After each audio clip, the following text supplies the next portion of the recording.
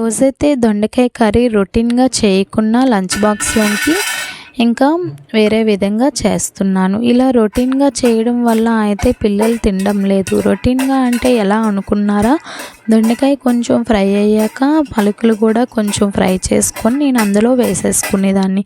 ఇంకా అలా వేయడం వల్ల పల్లీలు అస్సలు మా పాప అయితే తీసేసి పక్కన పెట్టేసేది. తినడం అయితే చాలా తక్కువ. అందుకని చెప్పి నేను కొత్తగా ఈ విధంగా అయితే ప్రిపేర్ చేశాను.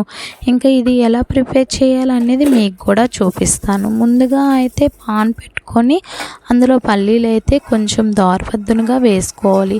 ఇదేంటి పల్లీలు తినడం లేదు, పల్లీలే వేసుకుంటున్నారు అనుకుంటున్నారా?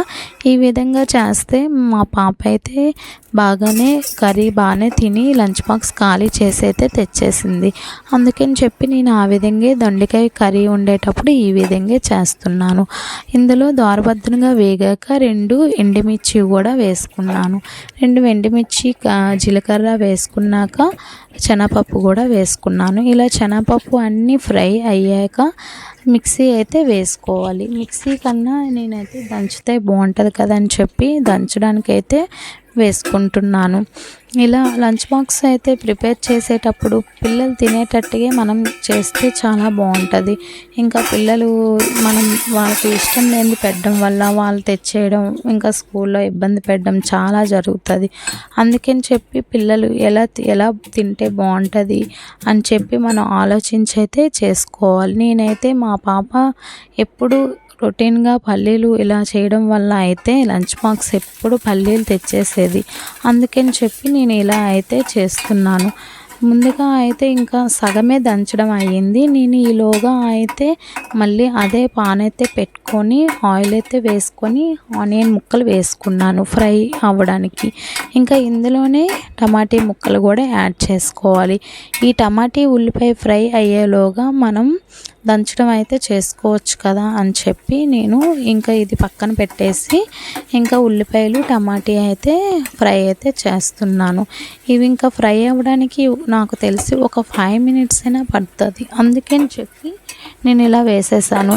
ఇది ఫ్రై అయ్యేలోగా అయితే మళ్ళీ దంచడం స్టార్ట్ చేసుకోవచ్చు.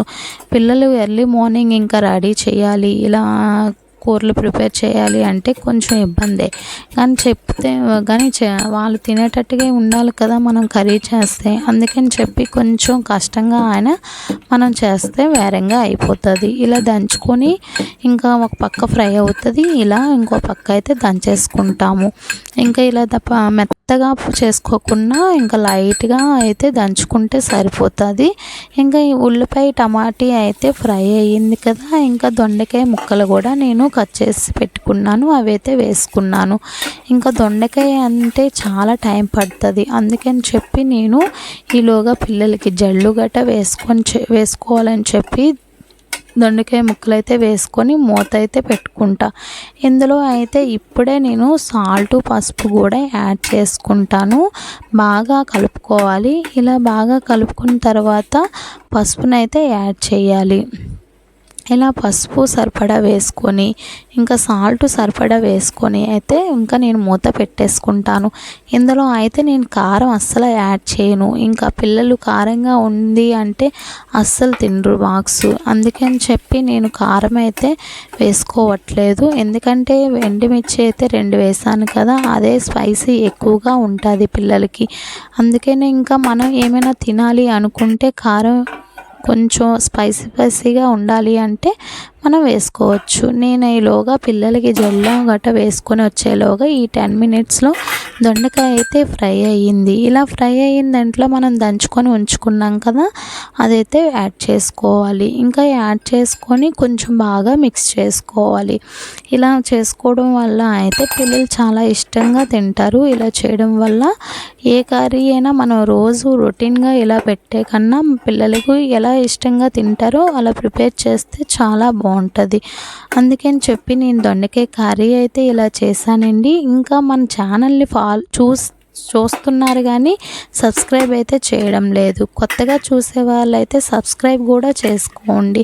ఇంకా లాస్ట్లో అయితే నేను అల్లం వెల్లుల్లి పేస్ట్ కూడా వేసుకున్నాను. ఇంకా ఈ అల్లం వెల్లుల్లి పేస్ట్ అయితే అప్పుడే వేసుకోవాలి. ఇంకా ఫస్ట్లో వేసుకుంటే ఇంకా కొంచెం అడుగైతే పట్టే ఛాన్స్ అయితే ఉంది. ఇంకా నేను దించే ఒక 5 నిమిషాల ముందైతే వేసుకుంటాను. ఇందులో కొంచెం నేను వాటర్ అయితే యాడ్ చేసుకుంటానండి. ఎందుకు అంటే నేను లంచ్ బాక్స్ రైస్ కలిపి పెడదామని చెప్పి. నార్మల్గా అయితే ఇలాగా ఒక 5 నిమిషాల నుంచి స్టవ్ ఆఫ్ చేసుకుంటే సరిపోతుంది. కానీ నేను వాటర్ అయితే యాడ్ చేసుకుంటున్నాను. ఎందుకంటే లంచ్ బాక్స్కి రసం కూడా రసం కూడా చేయలేదు.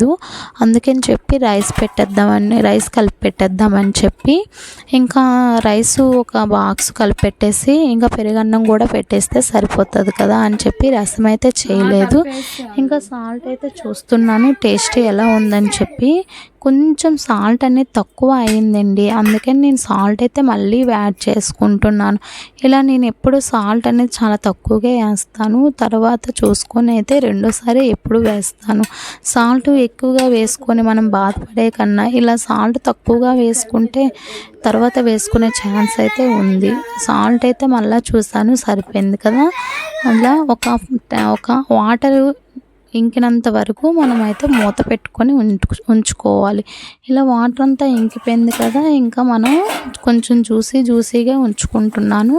ఎందుకు అంటే పిల్లలకి స్నాక్స్ బాక్స్ కలుపుకోవడానికి కదా, అందుకని చెప్పి. ఇంకా ఫైనల్గా దొండకాయ కర్రీ ఇలా రొటీన్గా కాకుండా ఇలా అయితే చాలా బాగా వచ్చిందండి. ఇంకా చాలా బాగుంది. పిల్లలు కూడా లంచ్ బాక్స్ విడిచిపెట్టకుండానే తెస్తున్నారు. ఇంకా లాస్ట్ ఫైనల్ కూడా టేస్ట్ చూసేద్దాం. చాలా బాగుంది. నేనైతే టేస్ట్ చూస్తే చాలా బాగుంది. ఇంకా మన ఛానల్ కానీ సబ్స్క్రైబ్ చేసుకోకపోతే సబ్స్క్రైబ్ చేసుకోండి. చూస్తున్నారు కదా, వీడియో చూసిన తర్వాత వెంటనే సబ్స్క్రైబ్ బటన్ క్లిక్ చేయండి.